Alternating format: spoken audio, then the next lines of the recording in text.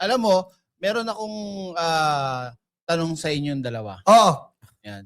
Kung halimbawa bibigyan kayo ng pagkakataon na kayo ay nakaupo sa gobyerno at gagayahin nyo kaya yung ginawa. Para sinasabi mo, halimbawa, kung ako'y senador, Oo. tatakbo ako senador eh. Kaya nga, Sa 2028, mga ito na. kababayan ha. Kaya nyo bang gawin? Kaya nyo bang gawin yung yung ginawa ng ibang senador para kay Bato? Hindi ko kayang gawin yan. Bakit? Uunahin natin ang interes ng bayan. Yun. Uunahin natin ang interes at kapakanan ng taong bayan. Tama. Paano si Robin Padilla? Kailan ka pa ba na... si Direk Freddy, parang ngayon lang vlogger ito.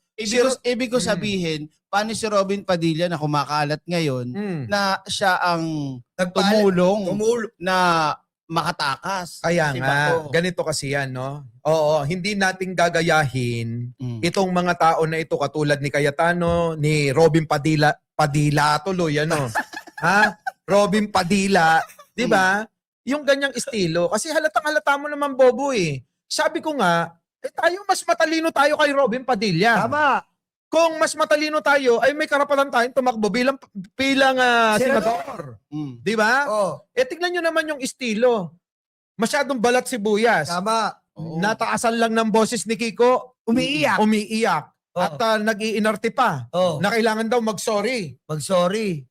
Teka muna. Ito yata kahapon lang pinanganak eh. Oh. Kung iyong babalikan ang istorya ng plenaryo sa Senado, dyan ang bali-taktakan eh. Diyan ang talaga. Kita nyo naman si Miriam Santiago. Lahat yata sinigawan na eh. Tama. Pero wala naman nagreklamo na, uy, bakit mo ko sinisigawan? Pero teka, putang ina, Robin Padilla. Bakit hindi mo tinatanong si Loren Ligarda? Tama. Madalas magsisigaw yan. Oo. Pero wala naman nagreklamo sa kanya. Si Loren Legarda, sigaw ng sigaw. Kung anong sinisigaw niya sa komite, hindi na naiyak. Pero At si Loren Legarda, kamusta? Kamusta ang pagtuklaw mo sa mga kaibigan mo? pero teka, hindi na natin nasagot yung tanong niya eh. Anong tanong? Ang tanong niya kasi kung tayo ang senador. Kasi Panahon diba, na yon. ito yung ano ko dyan. Halimbawa, dalawa kayo, senador, tapos magkaibigan. Tapos, si Nyolo ang nalagay sa poder ng Bato. Anong gagawin mo ngayon, Mike? Ay, isusuko ko yan! Bakit may susuko? May utang na loob ka, tangina mo. Mike Cervera na ako, hindi na ako si Robin Padilla tsaka si Alan Peter Cayetano. Huwag mong isuko ang utang na loob ang intindihin mo. Ay, hindi ako ganon. Ay, no. Oo, magkaiba kami. Kaya nga sabi ko sa'yo, Hindi ka namin iboboto, maniwala. kaya kailangan na ako maluklok nyo. Ano mangyari? Alam mo, sa totoo lang, tama si Direk Freddy. Yung katwiran ni Direk Freddy, yan ang katwiran ng mga DDS na mga estupido. Stupid! Diba? Mga bubo eh. Tignan mo. Bakit nyo kayo inaanap? Nung wala ka dito, hinanap nyo ka. Nung pumasok ka dito, ngayon, sinatok ka dito. Pero kita nyo, no? Hindi nila kayang unawain nyo, no? Sabi ng mga DDS, oo nga naman. Oo nga naman, bakit nyo hinahanap? Nung nawala, ngayong nandiyan dyan, hinahanap nyo pa rin. May reklamo pa rin kayo. Mga tangang putang ina nyo eh. Bakit kanyo? Mga kababayan, bakit? Kasi bilang isa na empleyado ng taong bayan, putang ina mo ba to? Kailangan talagang magpaliwanag ka muna kung bakit 6 na buwan hindi ka pumapasok. Tama! Ina mo, napakahayop mo. Pagtapos mong pumatay ng 30,000 kadugo mo, animal. Ha? Ngayon, di-deny ka. Wala naman akong pinatay. Ano yan nangyari dyan? Natetano lahat. Tarantado. Pinatay nyo sa utos ng ama mong si Digong. Kaya nga nandun yung betlog na orduroy sa ICC. Diba? Tapos sasabihin nyo, local court. Local court kayo ng ina nyo. Ha? Nandun na yung si Digong may local court. Dapat matagal na si Digong ni local court pero hindi nag-TRO al Supreme Court. Pumuputok ang ugat ko sa leeg. Aray, direct ikaw. Alam nyo, sige ka lang ngal dyan. My day, Mr. Trillanes! Ayun, no? Talagang Wala ba trending tayo? yung boss eh. Ito lang yung putay Ang na hirap pala ng ganito. Ang hirap talaga magbahay sa bahay na ginagawa natin. Alam nyo kasi. Magkakasakit tayo dito. easy lang. Sa mga pamilya ko, kung ano mo mangyari, mahal ko kayo. Tricycle, pakisakay nga mo na sa kanto lang. Oo, malapit lang orthopedic dito. Pero alam nyo, no? Pagkakaisipin maigi mga kababayan, seryoso. Seryoso na muna. Kami ganito lang ho kami mag-deliver ng aming mensahe para ho makaagaw ng atensyon sa mga bobot tanga. Oo. Tama. Kung sabi ko nga, kung kayo ho lang ang manonood sa amin ng mga naniniwala na hindi na ho namin kailangan na ganito pa.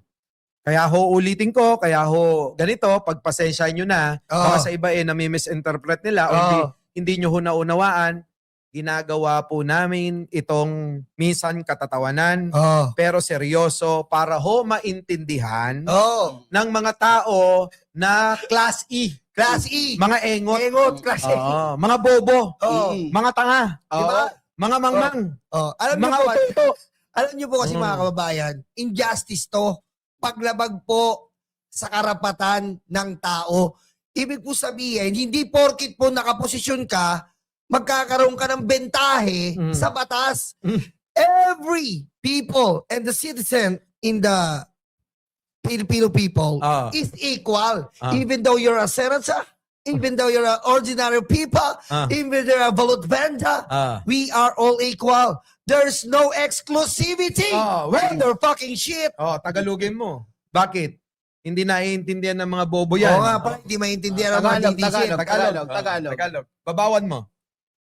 Tayo lahat dito ay pantay-pantay ang mga betlog. Walang betlog na espesyal, betlog na mahirap. Pantay ang betlog natin lahat.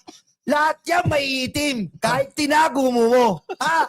Kaya wala pong betlog na espesyal. Pag hinarap mo yung betlog na yan, normal yan sa mata ng batas. Ay, paano yung betlog ni Baste?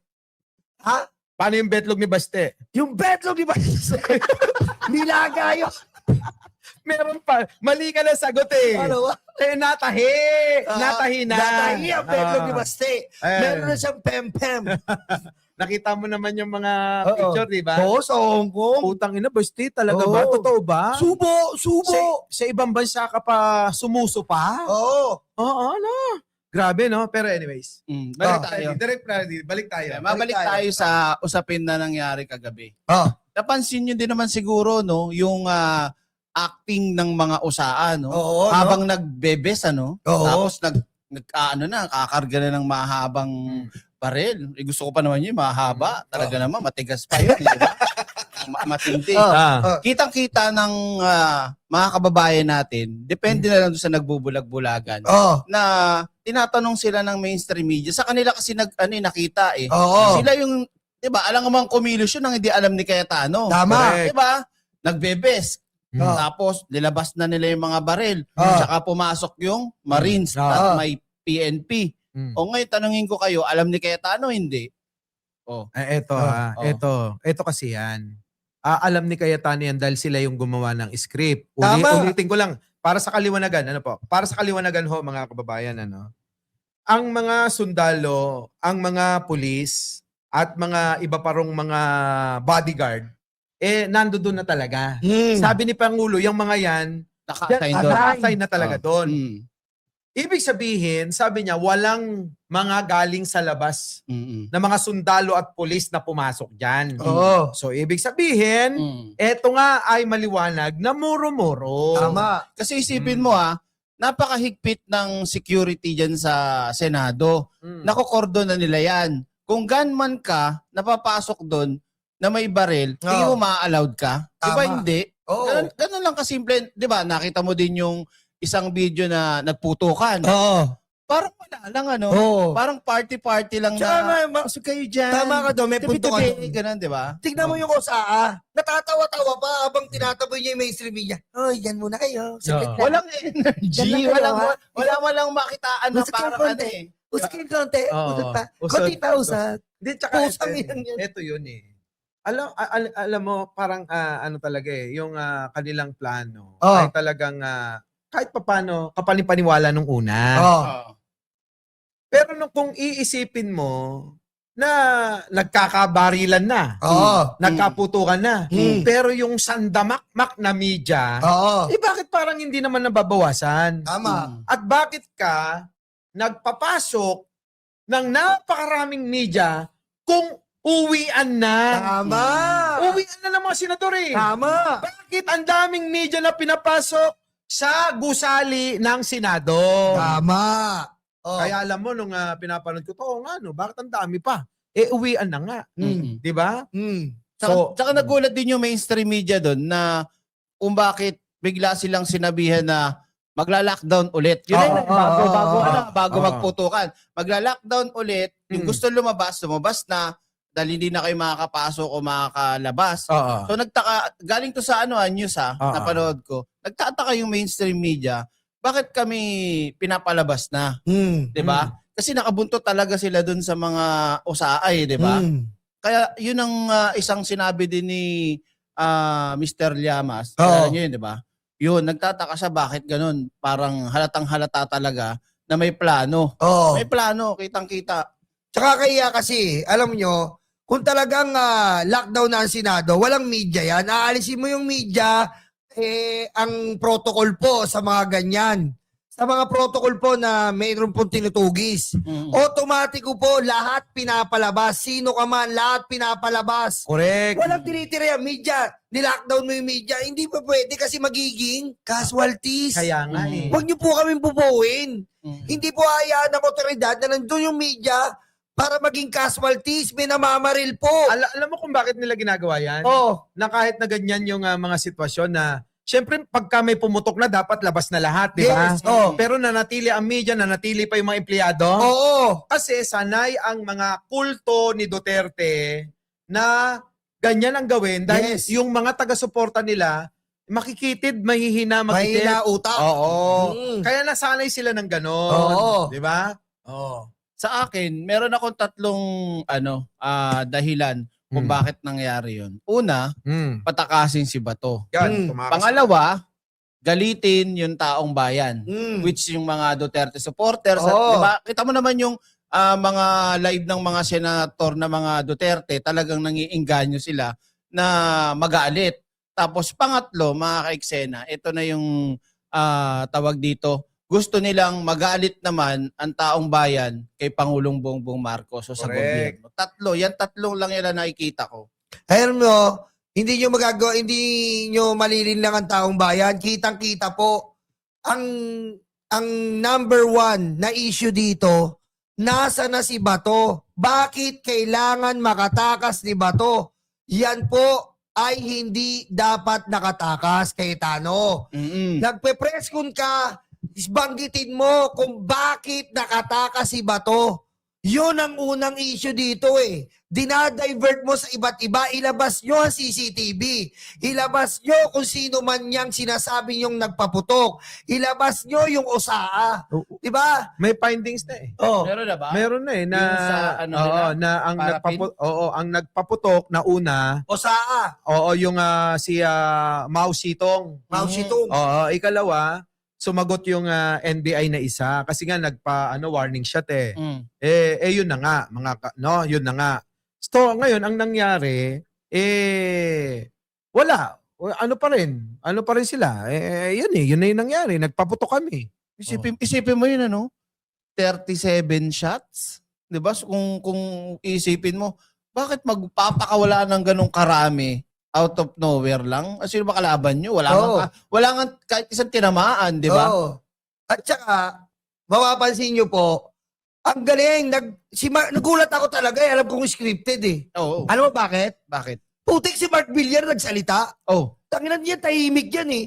Diba? Paano nagsalita si Mark Villar? Ibig sabihin, scripted to. Si Mark, tahimik yan. Diba nagsalita? Scripted.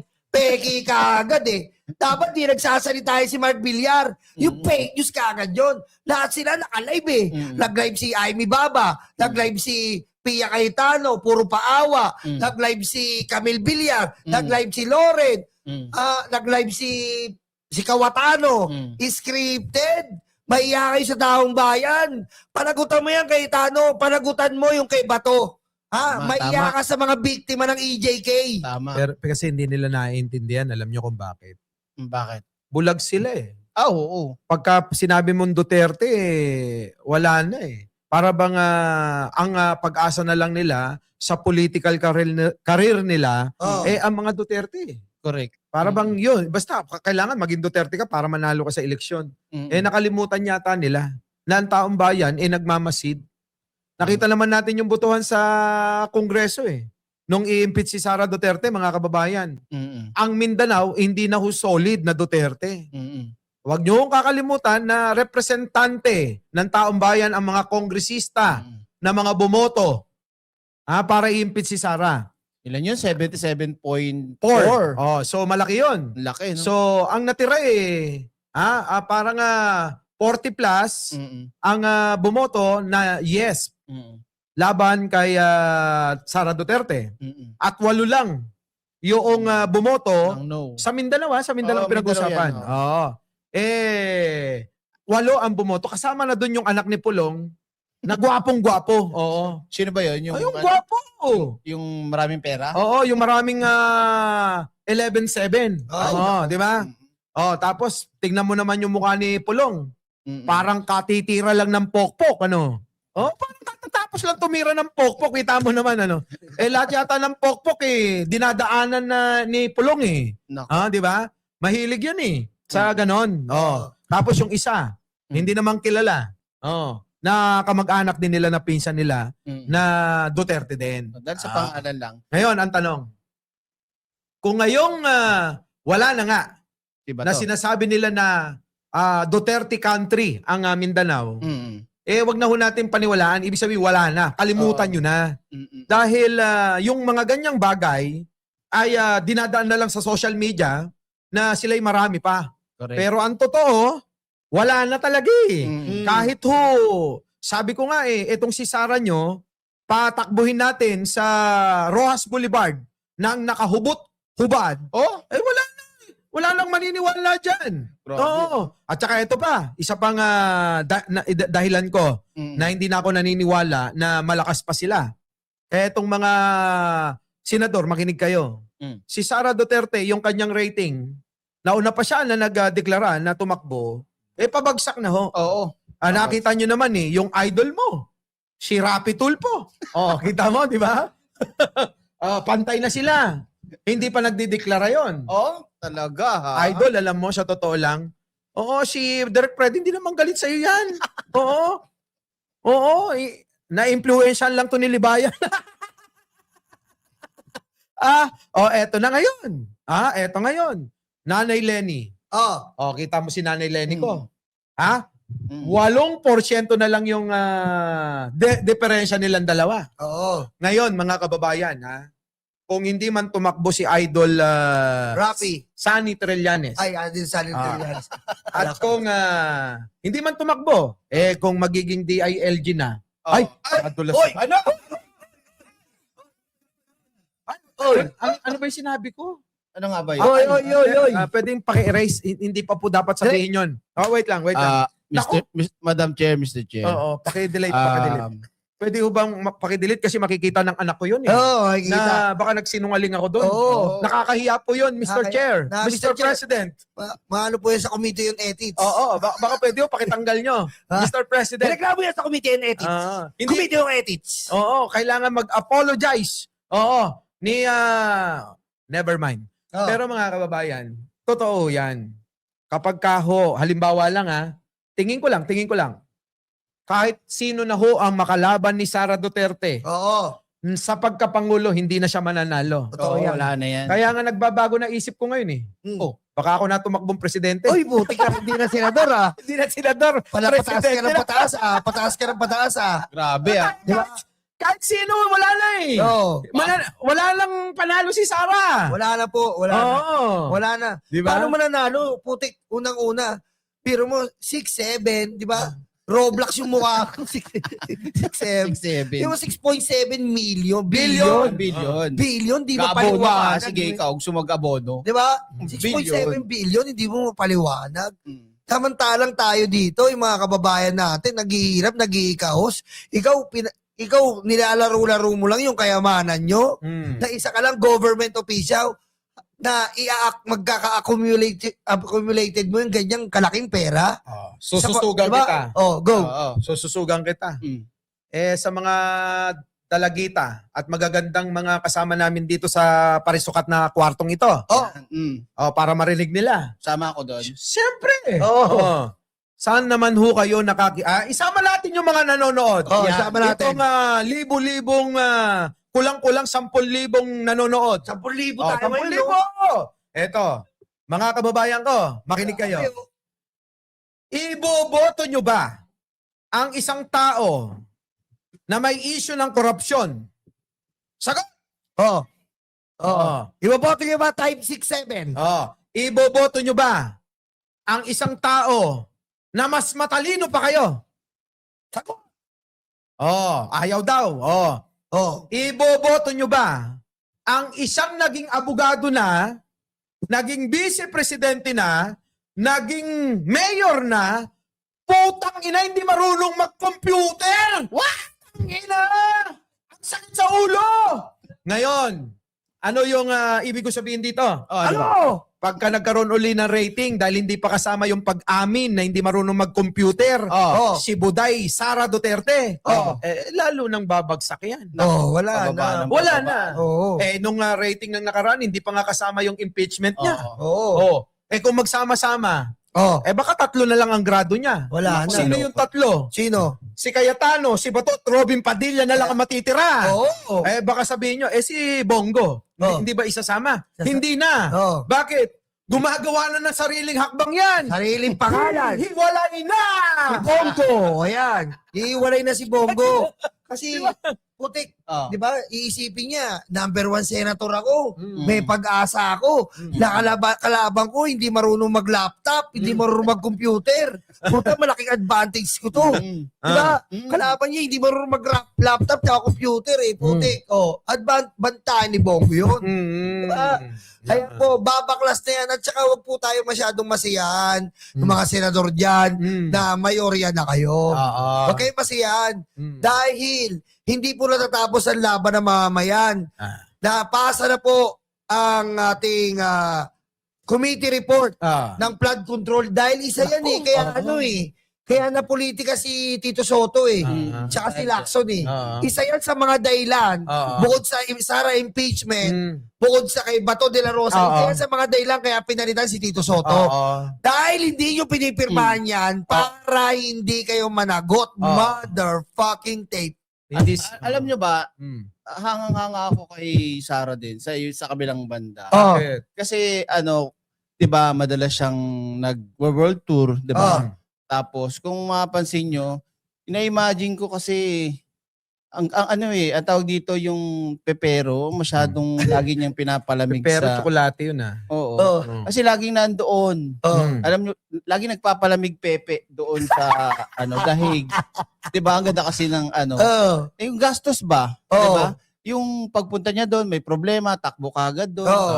May issue, takbo kagad doon. Tapos sasabihin ng mga DD shit, hindi naman gastos ng gobyerno to Kung hindi pa naman kayo sa damakmak na tanga, yung security, gastos ng gobyerno. Alam mo kung bakit? Sagutin ko ito Ang tanong kasi dyan, bakit ba siya takbo ng takbo doon? Nagpapalamig nga ng pepe. Isa yon. Pero, ginagawa niya yan kasi tumatakas sa mga obligasyon. Tama. At sumasaklolo sa tatay niya ron. Humihingi siguro ng advice kung anong dapat gawin. Alam naman natin si Sara mahina talaga ulo. Boba! At eto si Sara mahirap magtiwala sa mga kung sino-sino. Tama. Sa panahon ngayon na ganyan na nangyari sa kanya, mukhang yung tatay niya na lang ang pinagkakatiwalaan niya. Na para bang yun yung comfort zone niya na makasama yung tatay, makausap, matanong kung anong dapat gawin. Tignan mo ngayon. Diba? O laging pagka nagpa-interview, nasa likod niya yung tatay niyang karton. Diba? Nakakahiya. Gamit na gamit. Gamit na gamit. yun talaga. Ginagamit niya na lang yung tatay niya sa pansarili niyang interes, sa pansarili niyang kapakanan.